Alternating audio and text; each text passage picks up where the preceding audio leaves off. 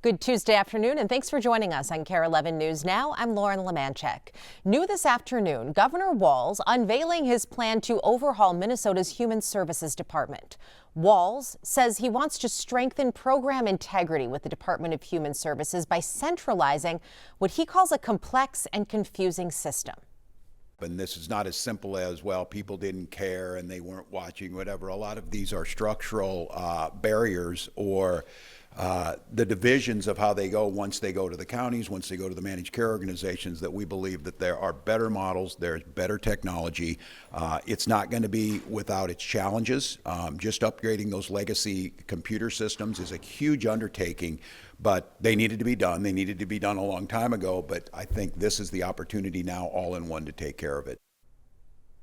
Today's announcement comes on top of the anti-fraud legislation currently being worked on right now at the legislature.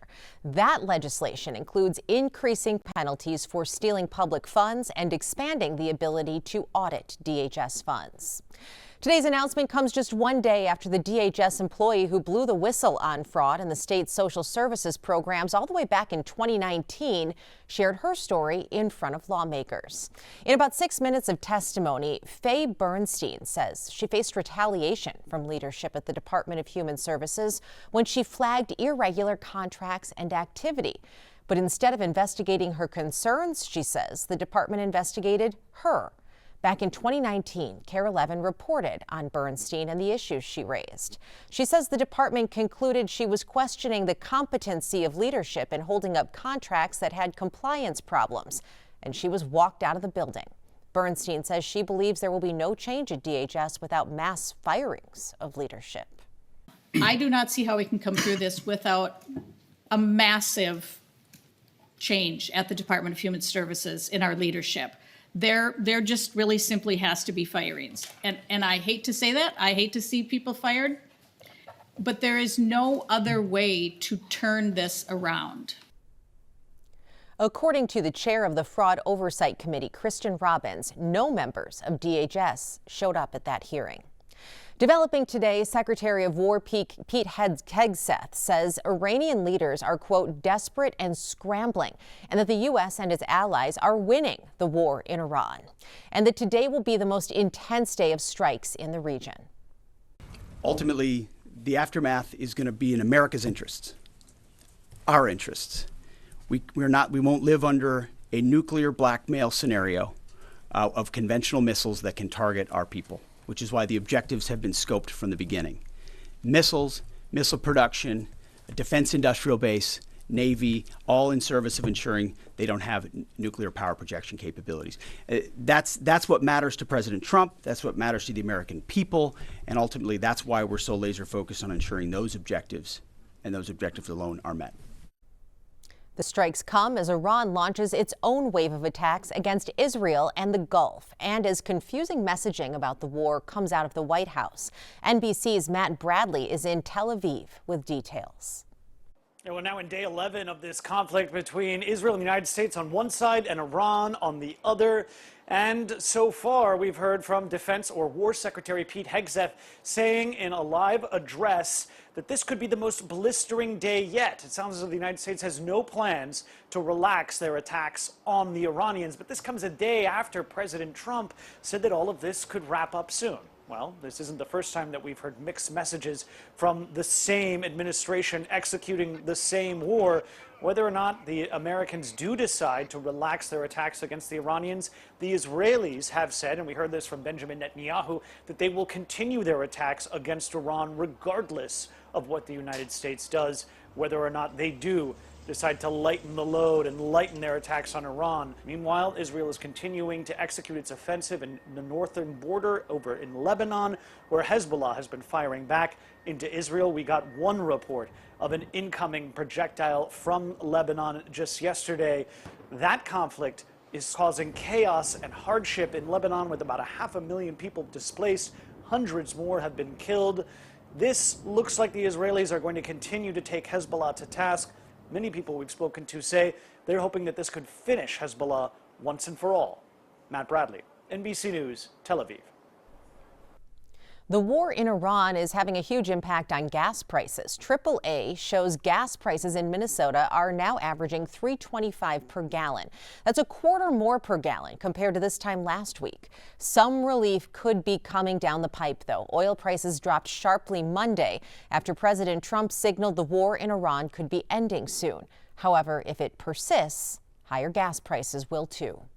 Developing out of Minneapolis, the city's police chief facing questions from the community about how his department handled Operation Metro Surge. During yesterday's Police Oversight Commission meeting, members of the public accused MPD of failing to protect residents by not intervening when federal agents used excessive force and prioritizing crowd control over community safety. Throughout this siege, it was the community that protected our neighbors from the reckless, violent, and untrained federal agents that descended on our city. Minneapolis police were largely nowhere to be found and, in every way, utterly failed in your duty to protect the residents and community. Police Chief Brian O'Hara said his department prioritized public safety, preserving crime scenes, and avoiding escalating tensions. MPD's policy on immigration states that officers will not work with the feds on immigration enforcement, but they're also not able to intervene or obstruct agents from doing their work. It's been almost a month since the Department of Homeland Security shut down, and travelers are beginning to feel the impact. Airports across the country are reporting hours-long security lines. Right now, TSA agents are working without pay until lawmakers reach a funding agreement for DHS. At MSP, though, it'll take you less than 15 minutes to get through security. Most travelers are heading to their spring break destinations. MSP officials say even during peak travel, wait times there are usually lower than other airports across the country. I think we've seen a couple 30-minute blips, and then the rest have been below that. So that's really good given the high volume of passengers.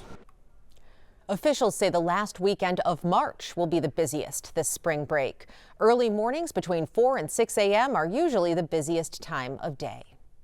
We are in the fourth week of a government shutdown at the Department of Homeland Security. Democrats are hoping to rein in ICE. Meanwhile, airport security lines are growing and TSA agents are going without pay again. Ken Erdahl spoke to a local agent about how they're working to protect each other and the skies. It's the calm before the annual spring break travel storm at MSP. But when it does hit in the weeks ahead, we would hope people going to spring break have a good time, stay safe. We hope the business people stay safe. And you got to remember that there are people working here to try to make that happen for you. And we're not being kept safe. Neil Gossman is a Vietnam vet who felt called to serve the TSA in 2004. My youngest daughter was in New York during 9/11. She was on the above ground train and saw the plane hit the second tower. Despite many improvements in security since, he says agents now are facing a different kind of risk. Not good. This is the third shutdown in 6 months. People have to pay child care, people have to pay rent. A lot of the landlords are saying, you know, we forgave rent for being late last time, we're not going to do it again. So Gossman, a treasurer with the local TSA union, says they've partnered once again with the Veep Mobile Food Pantry to provide emergency food boxes this week.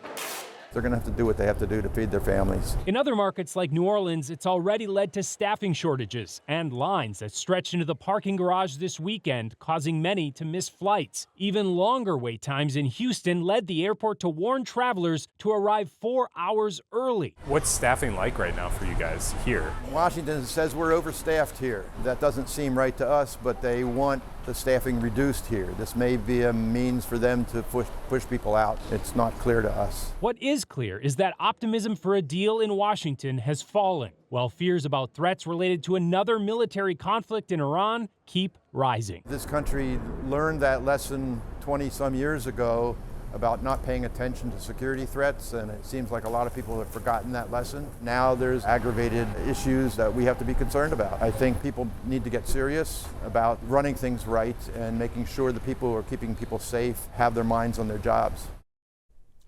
Now, because MSP does have better staffing than some of those other airports, the impact of this shutdown is being felt more behind the scenes here.